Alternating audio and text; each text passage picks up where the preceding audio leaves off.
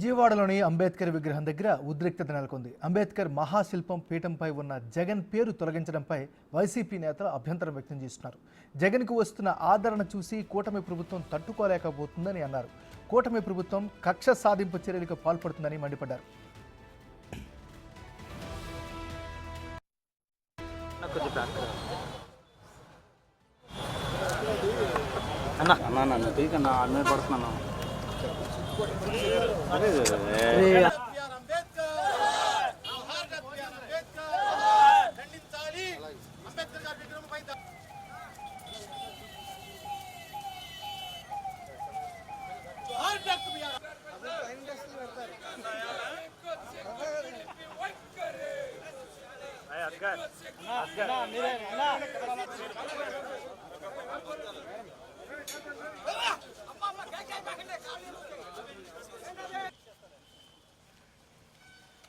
ప్రపంచం నుంచి ఈరోజు వచ్చి ప్రజానీకం వచ్చి అంబేద్కర్ గారి విగ్రహాన్ని ప్రతిమను ఈ ప్రాంతాన్ని సందర్శించి వెళ్తున్నటువంటి పరిస్థితి కూడా చూస్తూ ఉన్నాం.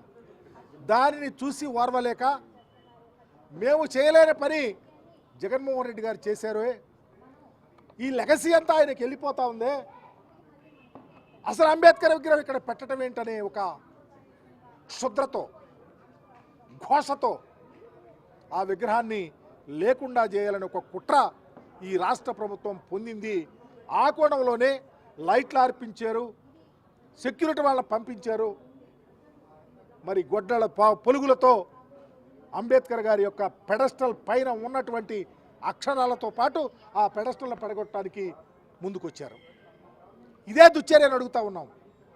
ఇంత విజన్ ఉండి విజయవాడ నడిబొడ్డున ప్రజానీకం తిరుగుతూ ఉన్న 9:30 టైంలో ఇలాంటి దుశ్చర్య చేసిందంటే ప్రభుత్వం సపోర్ట్ లేకుండా చేసిందని అడుగుతూ ఉన్నాము.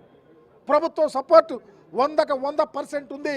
ఇది ప్రభుత్వ పెద్దలకు తెలిసే చేశారని కూడా అడుగుతూ ఉన్నాము. దానికి బాధ్యులు వారేనని తెలియపరుస్తూ ఉన్నాము. అందుకే వారి మీద చర్య తీసుకోమని కూడా డిమాండ్ చేస్తూ ఉన్నాము. మాకు ఈ రాష్ట్ర ప్రభుత్వం మీద నమ్మకం కూడా లేదు, ఈ రాష్ట్ర ప్రభుత్వం చేయించిందని కూడా చెప్తా ఉన్నాము. ఇక ఇదే అంశానికి సంబంధించి మరింత తాజా సమాచారాన్ని మా రిపోర్టర్ శివ అందిస్తారు. శివ, చెప్పండి, అసలు ఏం జరిగింది? వైసీపీ అభ్యంతరం ఏంటి?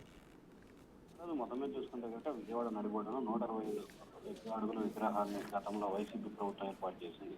అయితే ఆ ప్రభుత్వానికి సంబంధించి కూడా విగ్రహం వద్ద వైఎస్ జగన్మోహన్ రెడ్డి అని చెప్పి దాదాపు పెద్దది స్థాయిలో విగ్రహం ఉందో దానికి తగ్గట్టుగానే 40 మీటర్ల పొడవు 10 మీటర్ల వెడల్పుతో భారీ స్థాయిలో వైఎస్ జగన్మోహన్ రెడ్డి పేరును పెట్టారు. అయితే నిన్న అర్ధరాత్రి సమయంలో కొంతమంది గుర్తు తెలియని వ్యక్తులు జగన్మోహన్ రెడ్డి పేరుని తొలగించినట్లు కూడా చెప్తున్నారు. అయితే ఇది పూర్తి స్థాయిలో అధికార పార్టీకి సంబంధించిన నేతల అడుగుదాట ఆరోపించి అయితే విజయవాడలో ఇంట్రెస్ట్ లేదానికి వస్తున్న వార్తగా కనిపిస్తాం. Thank you Shiva.